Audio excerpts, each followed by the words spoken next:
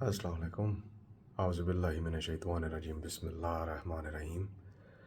قل اعوذ برب الفلق من شر ما خلق ومن شر غاسق اذا وقب ومن شر النفاثات فی العقد ومن شر حاسد اذا حسد. آج میں بات کرنا چاہوں گا، ایک بڑا سینسیٹیو ٹاپک ہے. وہ یہ ہے کہ جب آپ کسی کے گھر مہمان بن کے جائیں یا آپ کے گھر کوئی مہمان آئے تو مہمان کی عزت کیا ہوتی ہے. انڈیا میں تو کہتے ہیں کہ مہمان بھگوان کا روپ ہوتا ہے، اور اسلام میں کہتے ہیں کہ مہمان جب آپ کے گھر آئیں اور وہ جائیں تو وہ آپ کے گھر سے بلائیں لے کے جاتے ہیں، مطلب اس طرح ہوتا ہے. لیکن ان کی عزت کیا ہوتی ہے؟ بیسک کرائٹیریا کیا ہے ان کی عزت کا؟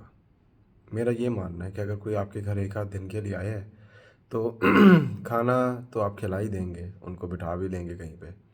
لیکن جو بیسک عزت کا کرائٹیریا ہے نا، وہ یہ ہے کہ آپ ان کو اپنا ٹائم دیں، کہ آپ ان کے پاس جا کے بیٹھ جائیں، آپ ان سے بات کریں، آپ ان سے پوچھیں کہ وہ کیسے ہیں، وہ کہاں سے آئے ہیں، کیسا ان کے حالات ہیں، سوال جواب کریں. اور ان کو بھی یہ اصلی ایڈیکیٹ ہے کسی مہمان کے پاس ہونے کا. انلیس آپ کو کوئی بہت بڑی ایمرجنسی ہے، آپ کو گھر سے بھی اتنا جانا نہیں چاہیے، آپ کو ان کے پاس رہنا چاہیے. یہ مجھے سمجھ آتا ہے کہ یہ سب سے بڑا ایڈیکیٹ اگر کوئی آپ کے گھر آیا ہوا ہے. کچھ لوگ ہوتے ہیں کہ آپ کبھی ان کے گھر چلے جائیں تو آپ کو ایسا لگتا ہے جیسے آپ لاوارث ہیں.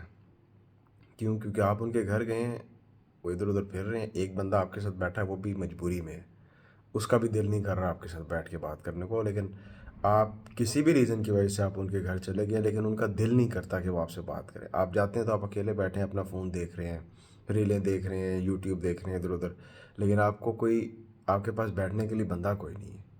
کبھی مجبوری بھی ہو سکتی ہے، آئی انڈرسٹینڈ. کبھی ہو سکتا ہے کہ آپ کسی ایسے گھر میں چلے گئے ہوں جہاں پہ صرف عورتیں ہوں تو ان کو شرم آ رہی ہو، ٹھیک ہے، آئی انڈرسٹینڈ.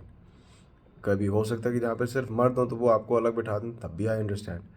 لیکن اگر سب کچھ موجود ہو، پھر بھی لوگ آگے پیچھے ہو رہے ہیں، پھر بھی لوگ آپ کو آ کے سلام بھی نہیں کر رہے، پھر بھی لوگ جو ہے وہ اتنی پرواہ نہیں کر رہے کہ یار ہمیں خیال کرنا چاہیے، کوئی ہم سے ملنے آیا تھوڑا دور سے. پھر جس کے گھر آپ گئے اس کی ٹریننگ ہی صحیح نہیں ہوئی ہے.